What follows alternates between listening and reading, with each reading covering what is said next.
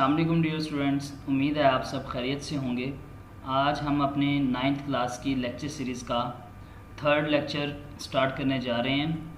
Start करने से पहले अगर आपने अभी तक मेरा चैनल सब्सक्राइब नहीं किया तो काइंडली उसे सब्सक्राइब भी कर दें और साथ बेल के आइकॉन को भी क्लिक कर दें और साथ ही साथ लाइक और शेयर भी कर दें। अब हम अपना आज का 3rd लेक्चर स्टार्ट करते हैं। 3rd लेक्चर में सबसे पहले 3rd लेक्चर की कंटेंट लिस्ट देखते हैं। आज हम जिस टॉपिक पे बात करेंगे which is very important topic. सबसे पहले हम लोगों ने बात करनी है टाइप्स ऑफ मैट्रिसेस के ऊपर। टाइप्स ऑफ मैट्रिसेस को मैंने पार्ट्स में डिवाइड किया है क्योंकि there are so many types of matrices. तो बिकॉज ऑफ दिस मैंने जो टाइप ऑफ मैट्रिक्स का टॉपिक है उसको पार्ट्स में डिवाइड कर दिया। तो स्टार्ट करते हैं। जो पहली हमारे पास टाइप है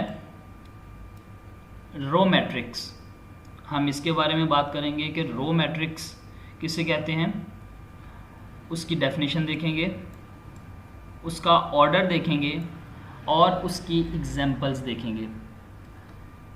एट द सेकंड पॉइंट हम लोग कॉलम ऑफ अ मैट्रिक्स के ऊपर डिबेट करेंगे। Sorry, column of a matrix नहीं, कॉलम मैट्रिक्स, उसकी भी डेफिनेशन देखेंगे, ऑर्डर देखेंगे और एग्जाम्पल देखेंगे। टुडेज सेकंड लास्ट टॉपिक हमारा होगा रेक्टेंगुलर मैट्रिक्स इसे कहते हैं। इसकी भी डेफिनेशन देखेंगे, ऑर्डर देखेंगे और एग्जाम्पल देखेंगे। एट द लास्ट टॉपिक हमारा है स्क्वायर मैट्रिक्स, इसकी भी डेफिनेशन, ऑर्डर और एग्जाम्पल देखेंगे। Now let's start it.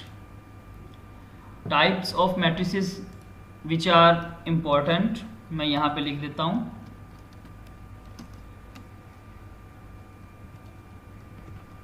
ये सारी की सारी जो टाइप्स हैं ये इम्पोर्टेंट हैं। हमारी जो पहली टाइप है वो है रो मैट्रिक्स। यहाँ पे मैं आपको बताता चलूँ कि रो ऑफ अ मैट्रिक्स और रो मैट्रिक्स में फ़र्क है।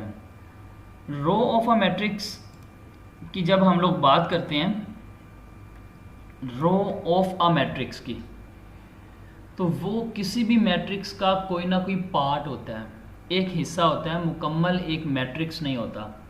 लेकिन जब हम लोग बात करते हैं रो मैट्रिक्स की, तो रो मैट्रिक्स बजाते खुद एक पूरा मुकम्मल पार्ट है। तो डेफिनेशन की तरफ जाते हैं कि row matrix, a matrix is called a row matrix if it has only one row. अगर किसी भी मैट्रिक्स के पास सिर्फ एक ही रो हो, कॉलम्स जितने मर्जी हों लेकिन सिर्फ एक ही रो हो, तो उसे हम लोग क्या कहेंगे कि वो हमारे पास एक रो मैट्रिक्स है। So many important MCQs, very important MCQs कि ऑर्डर ऑफ रो मैट्रिक्स क्या होता है, कि किसी भी रो मैट्रिक्स का ऑर्डर क्या होगा। तो याद रखिएगा dear students, the order of a row matrix is 1 cross n, 1 cross n, क्योंकि आपके पास जो नंबर ऑफ रोज़ हैं वो आपके पास एक ही होगी और number of columns so many हो सकते हैं, जितने मर्जी हो जाएं। तो लिहाजा जो ऑर्डर ऑफ रो मैट्रिक्स होगा वो आपके पास क्या होगा, 1 क्रॉस n। एग्जाम्पल देखिएगा, एग्जाम्पल की तरफ बढ़ते हैं। जैसे आपके पास ये ए मैट्रिक्स है 2 1 7, it's order is 1 cross 3। 1 constant रहेगा और जो नंबर ऑफ कॉलम्स हैं वो वेरिएबल हो सकती हैं, वो चेंज हो सकती हैं।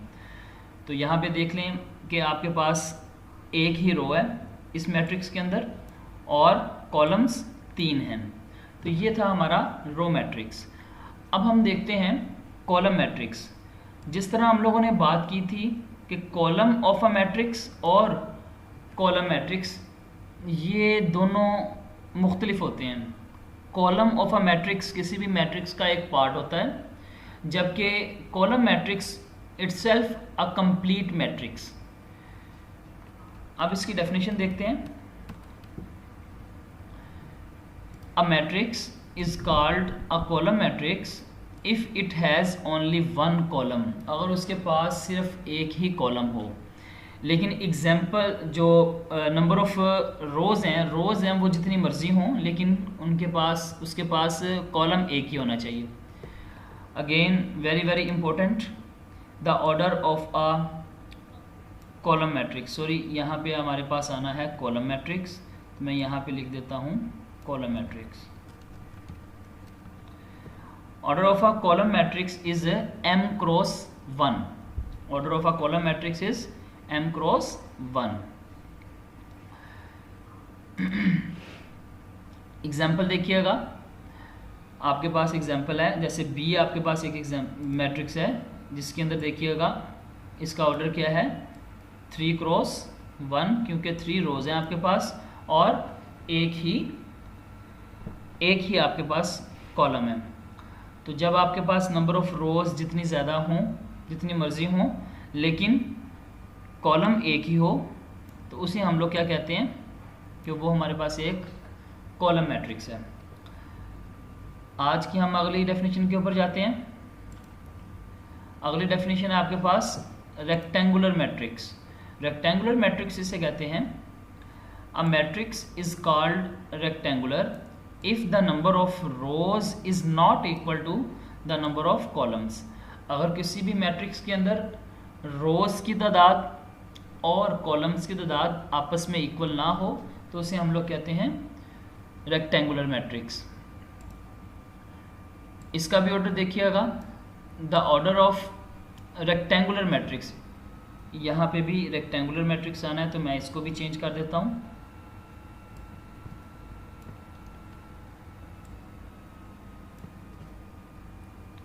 The order of rectangular matrix is m cross n। अब m क्रॉस n ये चेंज क्यों है? क्योंकि m रिप्रेजेंटेशन है नंबर ऑफ रोज की और n रिप्रेजेंटेशन है नंबर ऑफ कॉलम्स की, और इस मैट्रिक्स के अंदर दोनों डिफरेंट हो सकते हैं। तो इसलिए इसका जो ऑर्डर है आपके पास वो क्या है m क्रॉस n।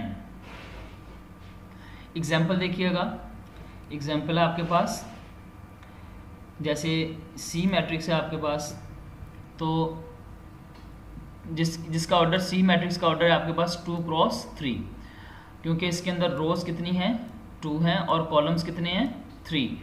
तो रोज और कॉलम्स आपस में इक्वल नहीं है। नंबर ऑफ रोज और नंबर ऑफ कॉलम्स आपस में इक्वल नहीं है, तो मैं कह सकता हूँ कि ये हमारे पास एक रेक्टेंगुलर मैट्रिक्स है। आज की लास्ट डेफिनेशन जो कि इम्पोर्टेंट है, इसकी तरफ देखते हैं। स्क्वायर मैट्रिक्स इसे कहते हैं